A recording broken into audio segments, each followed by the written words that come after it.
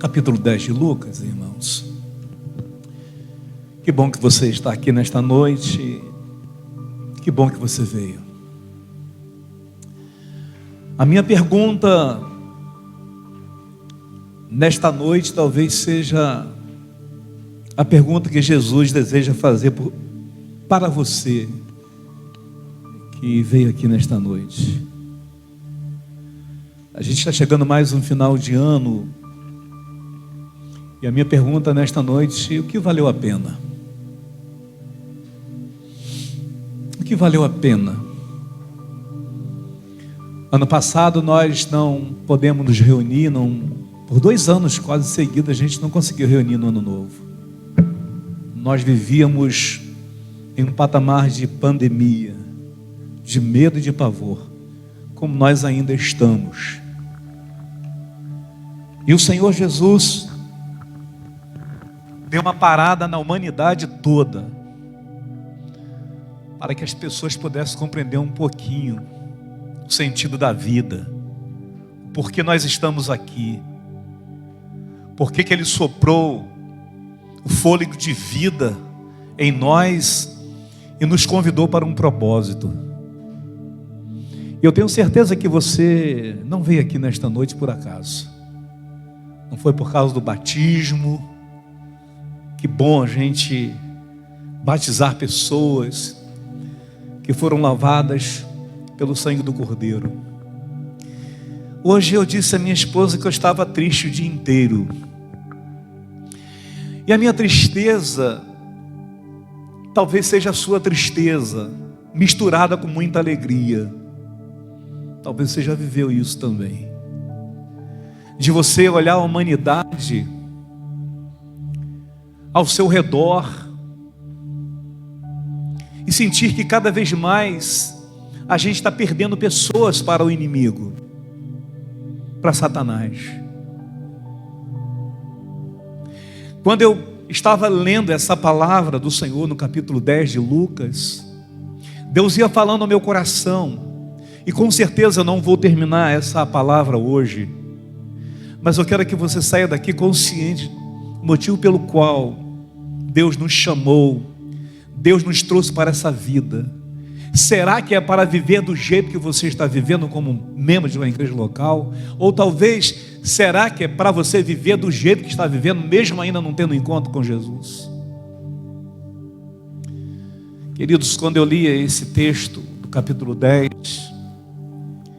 o Senhor diz assim: depois disso, vírgula, o Senhor designou outros 70, algumas versões 72, e enviou adiante de si, de 2 em 2, a todas as cidades e lugares onde havia de ir, e dizia-lhes, ele falava para os seus discípulos: na verdade a colheita é grande, mas os trabalhadores são poucos. Rogai ao Senhor, pois, da seara ou da colheita, que mande trabalhadores para a sua colheita. Aí eu fico pensando nesse mundão todo, irmãos, qual é o tamanho da seara do Senhor Jesus? Qual é o tamanho desse mundo todo? Qual é a dimensão que a igreja pode alcançar nesse exato momento como igreja do Senhor Jesus? Aí eu estava lembrando do pastor que está lá na faixa de Gaza, na Palestina, nosso missionário, que tem que fugir muitas vezes para o deserto para evangelizar, para discipular. Fico pensando na irmã Elis, que está lá em Cabo Verde, jovem, solteira, que Deus a chamou, a convidou para seguir, para que então a colheita lá em Cabo Verde seja maior do que a gente imagina. Quando eu pensei, meus irmãos, nessa palavra, ela tem tudo a ver com o capítulo 9, porque o Senhor diz assim: depois disso, depois de quê, irmãos? Depois que Jesus, Ele faz a multiplicação dos pães, depois que Jesus cura um endemoniado endemoniado, ele liberta pessoas. Depois que ele vai para os samaritanos e ele manda as pessoas ir avante para que então os samaritanos dê um lugar de repouso para ele, mas diz a palavra que os samaritanos recusaram, não queriam ver Jesus, muito menos a sua mensagem. A Bíblia diz que a fama de Jesus crescia e crescia, e cada vez mais a sua fama, e Herodes chega um momento nesse capítulo 9 que Herodes, gente, o que estava vendo? Quero conhecer mais sobre Jesus. No fundo ele estava preocupado com Jesus, porque ele era um político. Quando você olha todo o contexto da transfiguração, eles estão lá naquele momento único, maravilhoso. A Bíblia diz que Jesus vai dizer assim: guarda tudo que vocês viram no coração de vocês. Então Jesus faz a multiplicação dos pães, mais de 5.000 pessoas são alimentadas, e aquelas multidões seguindo Jesus, e diz que a fama de Jesus percorria em todos os lugares. E Pedro pergunta naquele momento lá: Pedro, o que as pessoas estão dizendo? O que as pessoas estão falando a meu respeito? O que essa multidão toda que me segue está falando a meu respeito? E Pedro responde no versículo 20 do capítulo 9: o Cristo, o Deus vivo, a fama de Jesus, o momento glorioso que Jesus estava vivendo até ali, estava impactando as multidões. Todo mundo envolvido, todo mundo seguindo Jesus. Como a gente tem a percepção que o mundo, ou a sua grande maioria, está seguindo Jesus, está amando Jesus, está crendo em Jesus, está depositando a sua fé em Jesus, mas a sua vida não condiz com esse Jesus paz e amor que a mídia apresenta todos os dias. Um Jesus faz de conta, um Jesus que não faz você renunciar, um Jesus que você pode fazer tudo a hora que você quiser, um Jesus que nos ama, um Jesus que se doa, mas que você não se doa por Ele, que não sofre por Ele, que não se entrega para Ele. Nesse exato momento, quando a gente adentra no capítulo 10 de Lucas, a gente vai perceber que quando Pedro vai dizer: tu és o Cristo, o Filho de Deus, o Senhor diz assim no versículo 21: e Jesus, porém, advertindo-os, ordenou para que não contasse ninguém. E ele disse: é necessário que o Filho do Homem sofra muitas coisas, seja rejeitado pelas autoridades, pelos principais sacerdotes, pelos escribas, e seja morto e ressuscite no terceiro dia. Irmãos, caiu a ficha. Que é isso? Que Cristo é esse que nós estávamos seguindo até aqui? A fama, a glória, todo mundo querendo ver Jesus. E aí, irmãos, eu estava pensando sobre 2022. Cada palavra que foi dita aqui: perseverança, santidade.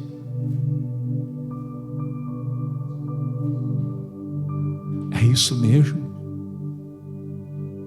Você pensa que isso é fácil? Você pensa que isso não tem um preço?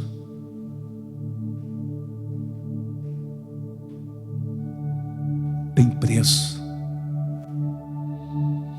Mas uma grande maioria, entre aspas, evangélicos, não sabe o preço do que Jesus pagou na cruz do Calvário. Porque se soubesse o preço que Jesus pagou na cruz do Calvário, para que nós estivéssemos reunidos aqui agora, você não viveria a vida que você está vivendo. Mas não viveria mesmo. Se você tivesse a consciência espiritual do que Jesus fez por você, você entenderia a mensagem da cruz. E viveria como se Jesus estivesse falando aqui agora, arrebatando a sua igreja. Nós não viveríamos essa vida se eu quiser, um dia, talvez. Então Jesus diz essa palavra, e aí entra um intruso, que estava vendo tudo o que estava acontecendo, as multidões, pessoas sendo saciadas da fome, a glória de Jesus, a fama dele. Aí Jesus disse, e para mim isso aqui é essencial. Tudo isso que Eric disse, sucesso. Chegar ao ponto que você quer. O que o Eric falou aqui não é para qualquer um. Não é fácil. Falar que vou fazer, planejar, agir, fazer, regar, até multiplicar. Ó, a Bíblia diz lá no capítulo 15 de João, eu vos nomeei, eu vos chamei para que vade e dê muitos frutos. A igreja é uma árvore frutífera. Eu sou a videira, Jesus disse no capítulo 15, 5. Eu sou a videira, vós as varas. Quem permanece em mim e eu nele, esse dá muito fruto, porque sem mim, eu sou plenamente dependente de Deus. Eu não realizo nada, eu não posso nada, se eu não entender tudo que Jesus fez por mim na cruz do Calvário. Eu continuo sendo Gidiel, superficial, que não muda a vida de ninguém, porque você não mudou a sua vida, não se permitiu Deus mudar a sua vida. Então o Senhor vai dizer assim, olha, se alguém, porque irmãos, essa comissão aqui dos 70, não é a grande comissão, mas o Senhor levou eles entenderem e deu autoridade e poder. Quando você lê o capítulo 10 de Lucas, ele vai dizer que Deus deu poder e autoridade para eles irem. E se eles entrarem na casa das pessoas, eles iriam dizer, paz seja convosco. E se eles abrissem o coração e recebessem Jesus em seu coração, a Bíblia diz, a paz seja convosco. Ou seja, onde o Evangelho chega, ele transforma a vida das pessoas. Ele muda o nosso jeito de falar, de viver. Ele muda por completo. E aí a gente não vai ficar olhando A e B e C. A gente não vai dar justificativa. E jamais seremos vítimas. Porque a gente está olhando para Jesus, o autor e consumador da minha fé. Quem é você? Tem muita gente querendo ser o outro, a fama do outro. Ah, se eu pudesse. A Bíblia diz no capítulo 2 de Eclesiastes que Salomão vai dizer que ele teve tudo que ele quis. Nós estamos estudando ainda, terminamos semana que vem o livro de Eclesiastes. Ele se doou, ele se entregou a todas as coisas. Ele viveu intensamente todas as coisas. Não existia, e acho que até hoje não existiu homem mais rico na face da terra do que Salomão. Ele tinha 300 concubinas que eram prostitutas. Ele tinha 700 mulheres. Ele construiu tudo que ele quis. Ele fez todos os palácios. E ele viveu intensamente. Ele vai dizer assim, olha, tudo isso que eu vivi, eu bebi, eu me embriaguei, eu fiz tudo que pude fazer. Ele vai dizer: olha, tudo isso foi insensatez, tudo isso foi ilusão para a minha vida, não valeu de nada. E no capítulo 7 ele vai dizer: opa, debaixo do céu, do sol não valeu nada, mas eu entendi que além do céu, além do sol, tem um Deus eterno que cuida de mim, que vai cuidar de mim. Ele estava lá na sua faixa etária de mais do que terceira idade.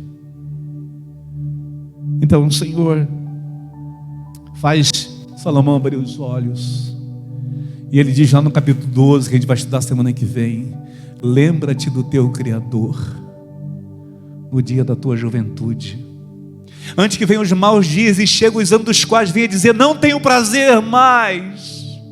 É quando você não pode mais, não tem mais força, não tem vigor. 24 anos ele teve o maior sucesso da vida, que nós ouvimos aqui o testemunho, mas o câncer veio, e ele falou: que eu mais me arrependo, não é isso, Eric? Foi não ter entregado toda a minha vida ao Senhor. Gente, quantas pessoas estão aqui que Deus está chamando, convidando vocês para essa colheita, para a seara. E então o Senhor vai dizer: eu rogo aos céus, eu clamo aos céus, para que haja mais trabalhadores na sua seara. Por quê, irmãos?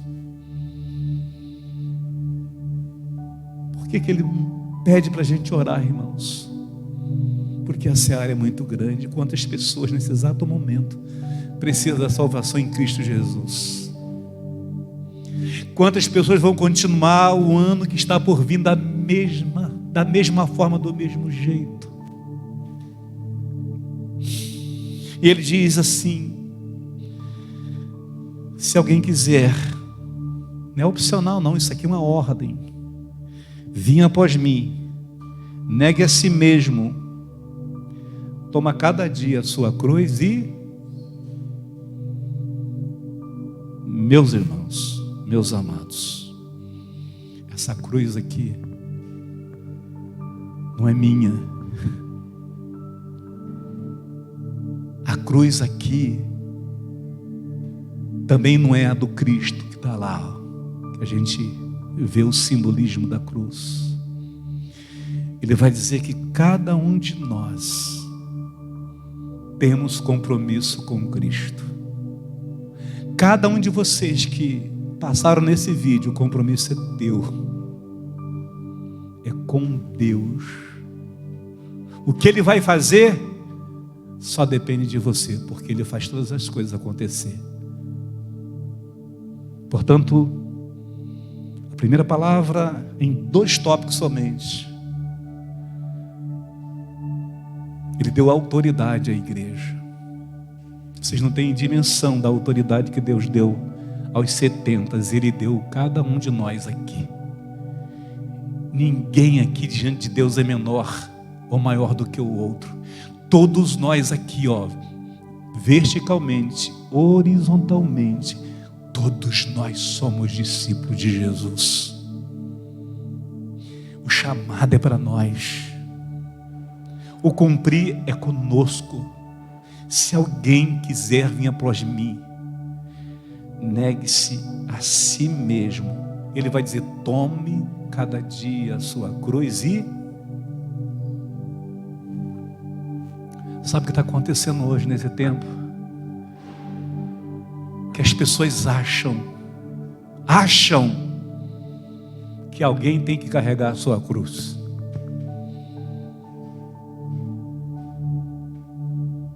Filhos que acham que os pais têm que carregar a sua cruz, que não sai da estagnação, da inércia. Tudo é papai, tudo é mamãe. Quantos filhos, meus irmãos, estão deixando os pais, porque não querem se mover? A cruz é minha, a cruz é sua, e é dia após dia que você tem que viver, e viver intensamente. Quantos e quantas pessoas estão esperando que o pastor, que o presbítero, que o padre resolva o problema conjugal do outro, enquanto O problema é seu, a cruz é sua. Você que casou, você que declarou diante de Deus dos homens que você queria casar com seu cônjuge, é você que tem que assumir isso. Você que quis ser pai, quis ser mãe, você tem que carregar a sua cruz. Não é dever dos outros cuidar dos filhos dos outros. É dever seu como pai, como mãe, sim, educar, instruir, mas é dever de todos nós como cônjuges cuidar um do outro. Isso é carregar a cruz, até que a morte nos... Se não deu certo, refaça a vida de novo, caminha de novo. A cruz é pesada, é difícil, a lida continua, queridos. Quantos, meus irmãos, ficam usando o Estado como se o Estado tivesse que carregar a cruz, como se o Estado fosse obrigado a dar cestas básicas, sabe, tudo. A gente observa, não, é o Estado, e a gente não se move com nada. É a obrigação do Estado. Faltou luz, o Estado. Quando não tiver mais água nesse rio Guandu, a culpa é do Estado. Não é não, você vai procurar água em qualquer outro lugar, meu irmão, quando não tiver água. A gente tem que assumir a nossa cruz, dia por dia, se responsabilizar.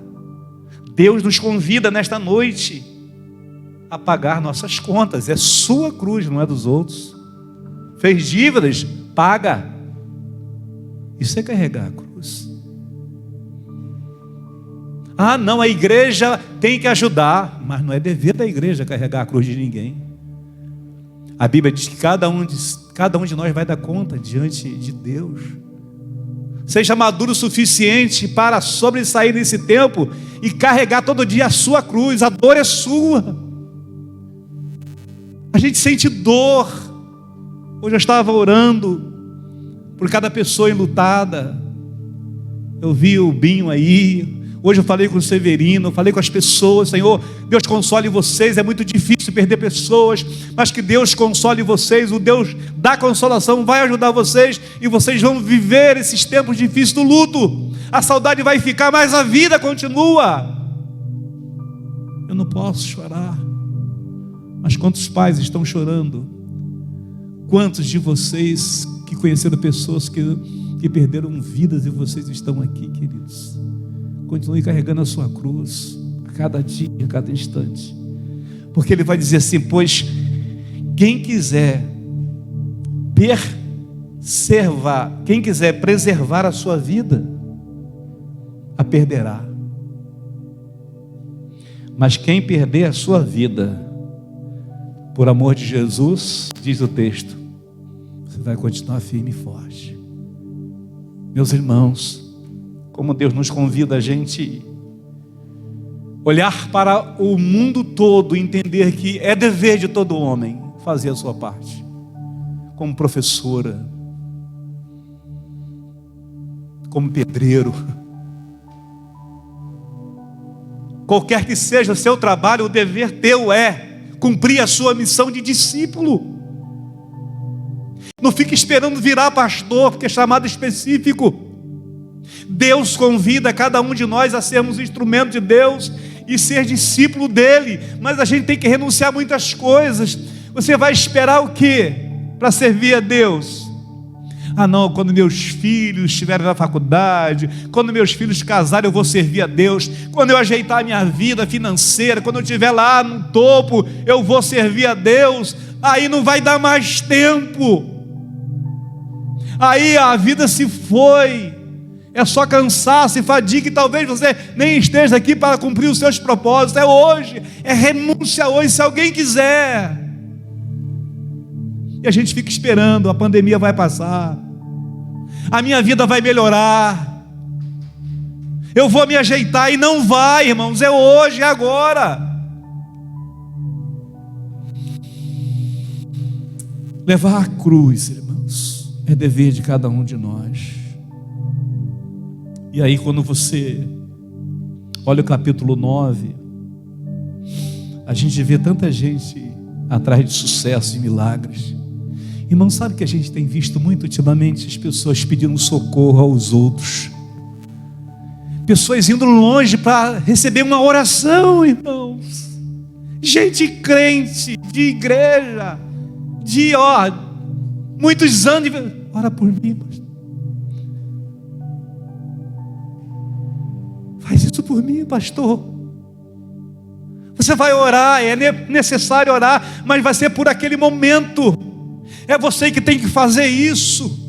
É você que tem que se colocar na brecha com Deus. É você que tem que curvar os seus joelhos e levantar suas mãos aos céus e pedir: Senhor, tem misericórdia de mim, ajuda-me, Senhor. Porque nenhum pastor pode cuidar da igreja toda. Eu estava pensando, irmãos, a gente às vezes passa o ano todo cuidando mais de coisas pequenas. A gente resolve coisas pendengas tão pequenas, ao invés de a gente estar resolvendo coisas grandes para o reino de Deus. Como que a gente perde tempo com coisas pequenas desse tamanho?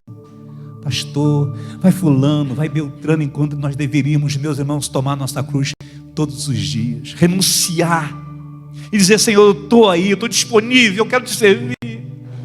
Chorar diante do Senhor e clamar ao Senhor para que Deus ministre isso na nossa vida, queridos. Tem chamados específicos, por exemplo, irmã Elis, missões transculturais. Pastor, que eu não posso falar o nome, que está lá na faixa de Gaza e no sul da África. Pessoas que estão no Irã, que a gente não pode falar os nomes, que estão lá, uma missão específica. Mas a gente só avança, irmãos, quando a gente esquecer, sabe, os problemas triviais. Sabe aquele negocinho? Estou com isso, não fui, não posso. A gente arranja tantas desculpinhas para não deixar ser usado. A minha palavra nesta noite, meus irmãos, é que a salvação, apesar de vocês estarem aqui, ter o conforto dessa igreja, apesar da gente abrir os canais hoje de TV, ter vários programas de TV, músicas, gospel, qualquer tipo de música que glorifica a Deus, mensagens. Eu estava ouvindo uma mensagem às 2 horas da madrugada hoje, de uma senhora que dizia assim: eu queria tanto aprender a ler, eu me converti, e as pessoas liam a Bíblia para mim, mas eu queria tanto aprender a ler e escrever para me evangelizar. E depois ela deu o testemunho que depois que ela aprendeu a ler e escrever, ela pegou a sua Bíblia e todos os dias saía com a sua Bíblia, olha, cada dia, para parar alguma pessoa na rua para ler um versículo da palavra de Deus e entregar um folheto. Irmãos, em todo lugar agora a mensagem está sendo ministrada, nos trens, em qualquer lugar, no metrô, e tem pessoas que zombam, brincam, mas a grande maioria não sabe o preço que Jesus pagou para que nós estivéssemos hoje aqui. Foi preço, meus irmãos, caro. Não dá para imaginar, irmãos, o que Jesus pagou na cruz do Calvário por mim e por você.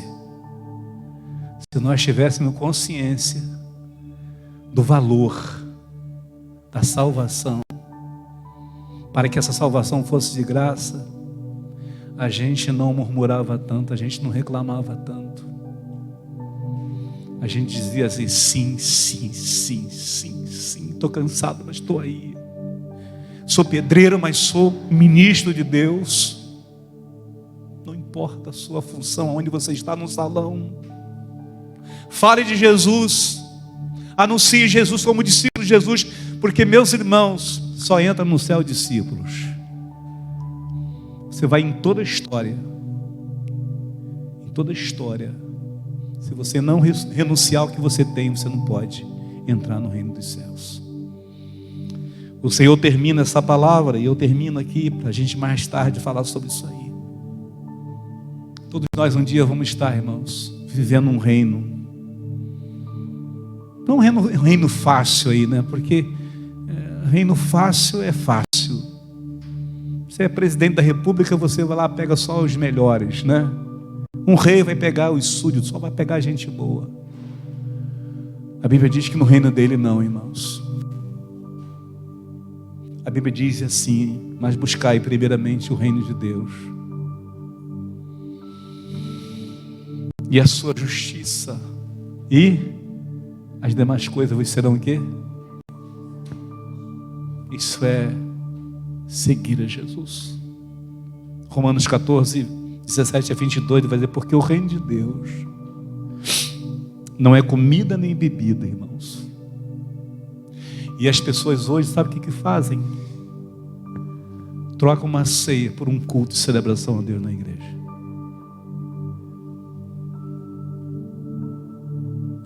Você pode fazer culto às 7, às 8, às 9 e às 10. Quem tem que vir, vai vir. Quem tem compromisso com Cristo vai vir, vai celebrar, como vocês estão aqui nesta noite. O importante, o desejo de Deus, é que eu e você entenda que o reino de Deus não é comida nem bebida. Tem ali uma ceia para nós. Talvez você...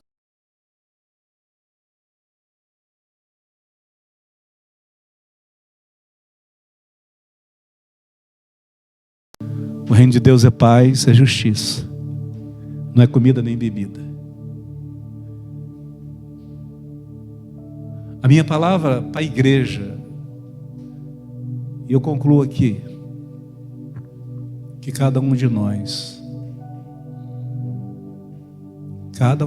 aqui, como igreja, como pessoas, não diga não para o reino de Deus, não. Não diga não para Jesus. Faça como Deus fez.